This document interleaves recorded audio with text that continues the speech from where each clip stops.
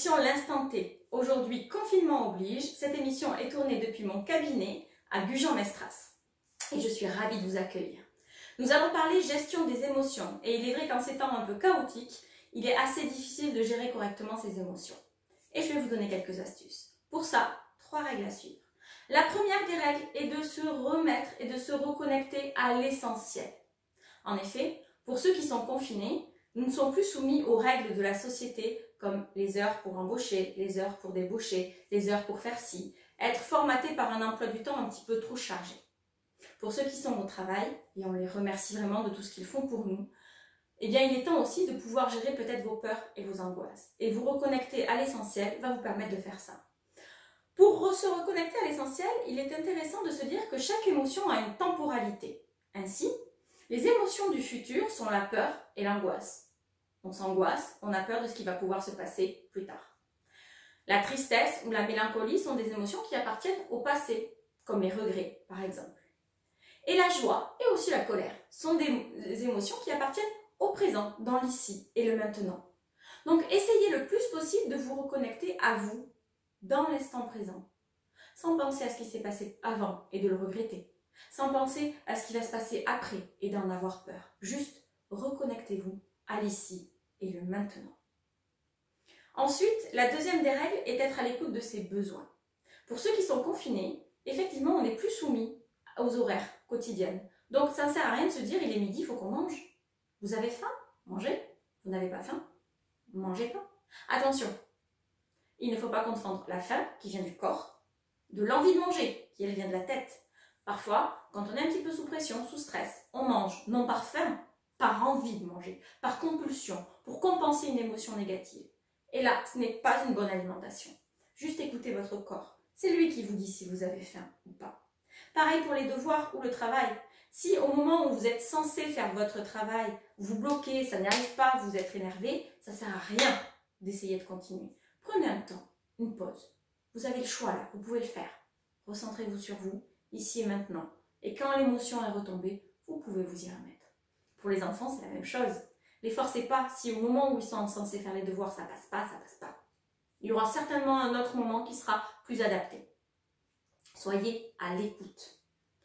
Et puis, pour être à l'écoute de vos besoins, évitez de trop vous connecter aux réseaux sociaux ou à la télé. Parce qu'effectivement, d'aller voir tout ce qui se passe sur les réseaux sociaux, vous allez capter les émotions des autres. Vous n'allez plus être sur vos propres besoins à vous. Vous allez prendre les émotions des autres.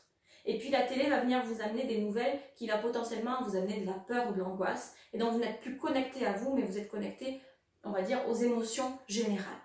Déconnectez-vous un peu. Une fois par jour, ça suffit de savoir ce qui se passe. Et puis la troisième règle, c'est de savoir lâcher prise. Arrêtez de vous donner des obligations, restez dans l'ici, le maintenant.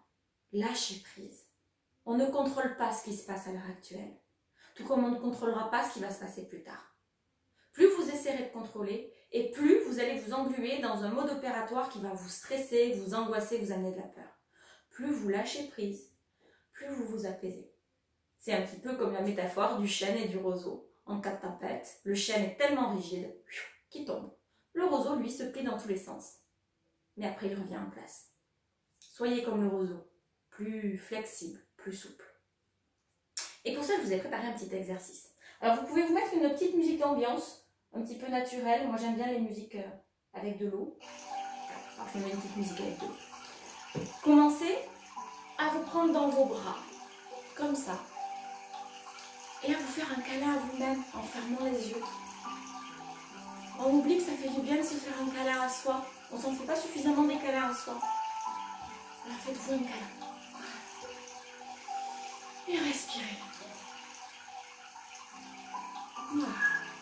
Quand vous sentez que déjà vous commencez à vous apaiser, vous mettez les doigts comme ceci, vous croisez vos bras et vous venez taper sur vos clavicules à cet endroit-là avec vos 2 doigts, 2 tapements secondes, comme ça.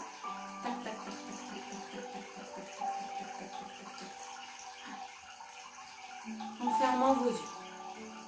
Là, vous allez stimuler votre cerveau de façon façon bilatérale, c'est-à-dire que les mouvements que vous apportez, la résonance des petits tapements sur vos clavicules va initier un fonctionnement en alternance des deux lobes de votre cerveau qui va favoriser un état de relaxation. Donc vous pouvez tapoter tranquillement en écoutant, en respirant les yeux fermés et laisser descendre. Vous vous reconnectez juste à l'émotion présente, juste à la sensation présente. Les pensées s'en vont, s'élèvent, on ne les retient pas, on les laisse partir.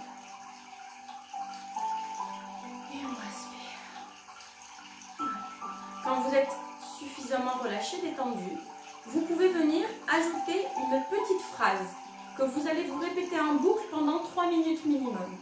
Cette petite phrase, elle va venir vous apaiser. Alors, je vous ai donné un exemple, je vais vous donner un exemple de petite phrase. Vous pouvez très bien en faire une autre selon vos propres besoins. Pour ma part, ce que je vous conseillerais dans un premier temps, c'est de vous répéter « Je vis pleinement le moment présent et je me connecte à la sérénité. Je vis pleinement le moment présent et je me connecte à la sérénité. » Voilà, pendant 3 minutes. Et on laisse descendre. Une fois que vous êtes bien apaisé, vous prenez le temps de revenir tranquillement, de respirer, de vous reconnecter.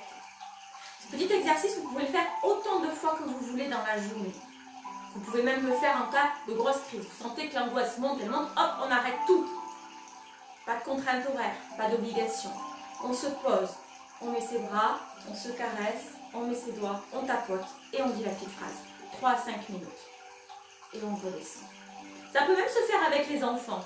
Avant d'aller dormir, par exemple, c'est un bon moyen de les apaiser. Voilà, je vous ai donné mes petites astuces et je reviendrai dans d'autres émissions pour vous en donner encore plein d'autres.